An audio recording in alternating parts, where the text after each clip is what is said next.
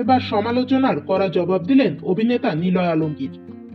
সম্প্রতি পরিবার সহ ওমরা হজে গিয়েছেন নিলয়। হজের একটি ছবি তার পেজে পোস্ট করে সবার কাছে দোয়া চেয়েছেন।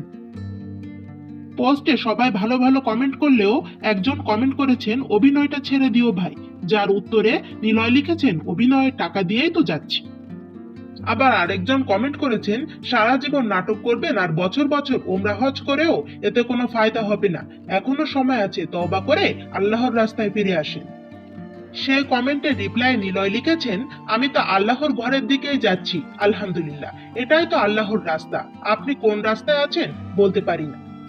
পরবর্তীতে নিলয় নিজেই পোস্ট করে লিখেছেন আমার নাটক দেখেই আমাকে চেনেন এবং আমার নাটক দেখেই আমার ফ্যান হয়েছেন, এখন আবার আমাকে বলছেন নাটক ছেড়ে দিতে, কিছুই তো বুঝতেছি না। আমি নাটক ছেড়ে দিলেই কি আপনি নাটক দেখা বন্ধ করবেন? সেটা তো করবেন না, অন্য আরেকজনের নাটক ঠিকই দেখবেন।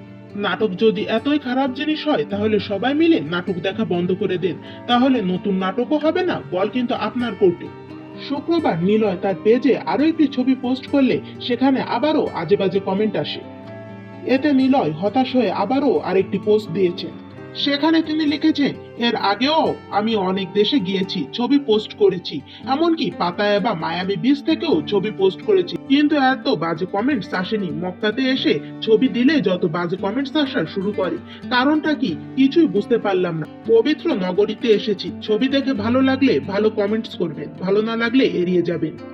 আল্লাহ আমাকে এই পবিত্র জায়গায় দ্বিতীয়বারের মতো আসার তৌফিক দিয়েছেন, আলহামদুলিল্লাহ।